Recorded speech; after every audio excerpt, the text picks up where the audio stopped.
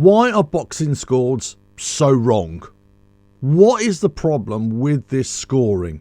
Let's get into it. Hello, welcome to Me Edson. I hope you're all well. If you like what I do here, don't forget to like and share the video, subscribe to the channel and hit the notifications bell for all future videos. So we've all been there, whether it's in boxing, MMA or any other combat sport. It comes to the judge's decision, the judge's scorecard at the end of the fight, especially if it's a tight contest, especially when there's no clear winner with a knockout. It comes to the scorecards, it comes to a referee's decision. And then you're wondering, what the hell is going on?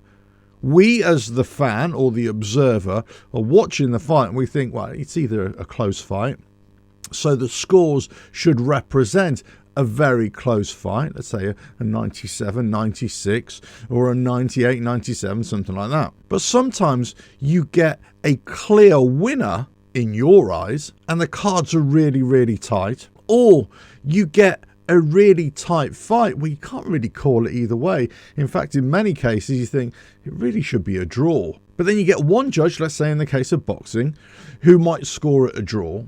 And then you get a couple of other judges who might score it as a clear winner for the other boxer. Incidentally, the boxer who you thought might have lost. So what's going on? Clearly, there's supposed to be specific scoring punches or contact. And whilst that might be the case, a lot of it is down to subjective interpretation.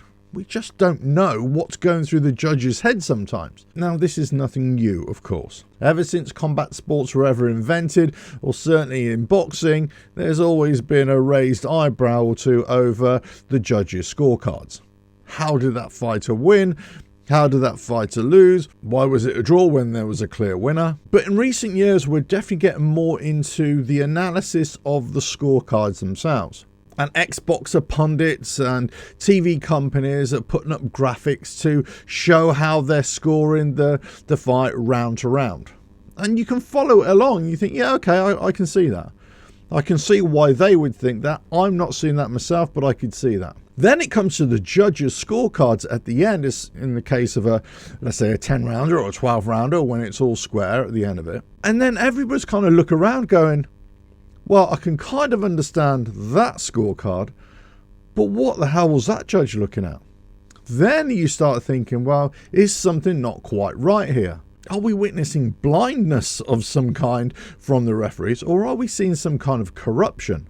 Now, corruption within boxing is not exactly unheard of, let's be honest. And perhaps not at the very highest level, but certainly at a local, regional, or at the lower levels, it definitely has been. And of course, in the past, boxing and gambling has been synonymously linked as well.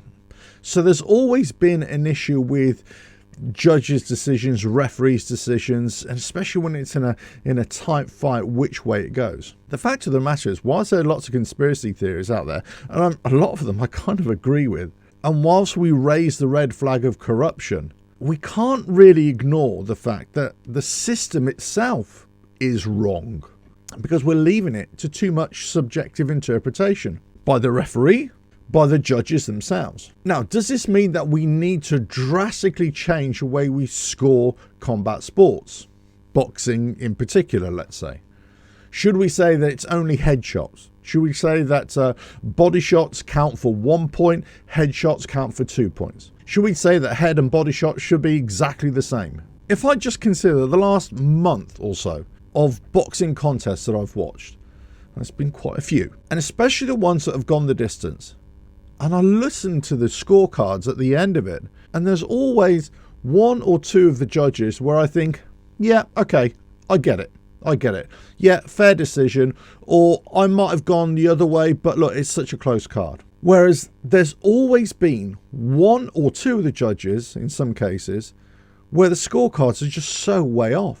So this leaves the fighter, the trainers and the promoters in a bit of a funny situation where they're kind of thinking, yeah, not so sure about that one. Yeah, I thought the scorecards were a little bit way off there.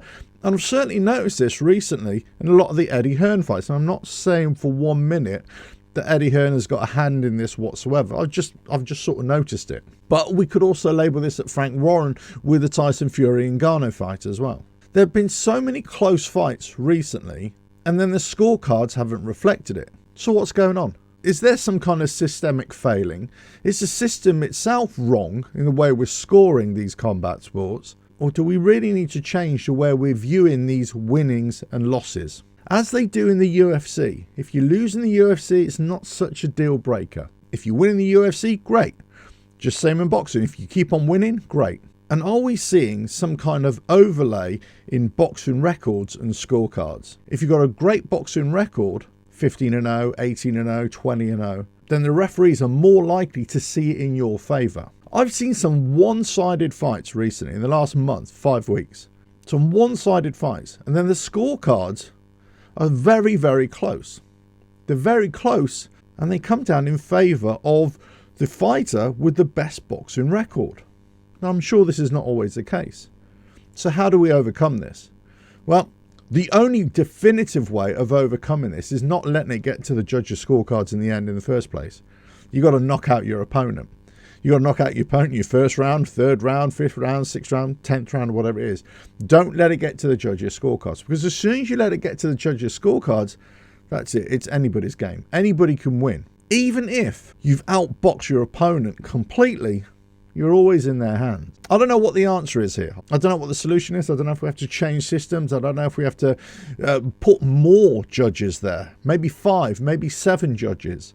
I really don't know. I don't know if you have to take an aggregate, an average of all the scorecards and take it as that as being the result. I've heard so many suggestions in the last few weeks, then you kind of wonder, well, is it a case of the scoring, the judges' scorecards? Is it the number of judges? Or is it the system itself? Let me know your thoughts in the comments below. Have you seen some very, very dodgy scorecards of late? I certainly have, but I've seen it for the last 40 years, and I'm sure older people would have seen it a lot more before that as well. Let us know your thoughts in the comments below. If you like what I do here, don't forget to like and share the video, subscribe to the channel, and hit the notifications bell for all future videos. And I'll catch you again. Scorecards. Real head scratcher. Catch you again. Ta-da now.